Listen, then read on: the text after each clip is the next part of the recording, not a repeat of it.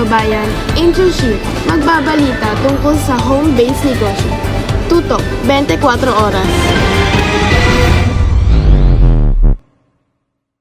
Bagong taon, bagong oportunidad din ang 2025. Para sa mga taong gustong sumubok ng mga negosyo kahit nasa bahay lamang. Ano-ano nga ba ang mga home-based business ang papatok ngayong taon? Sa programang Unang Hirit nitong Biyernes, ipiniliwanag ni Joseph Emmanuel, ang isang business consultant, ang kagandahan ng mga home-based business.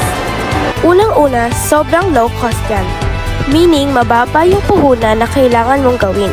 Tapos, pwede kang mag-trial and error. Masisimulan mo siya at the comfort of your house. Bukod sa kaunting gastusin, agad-agad din masusubukan ng home-based business kahit magsimula lang sa inyong lugar. Tutok, 24 oras.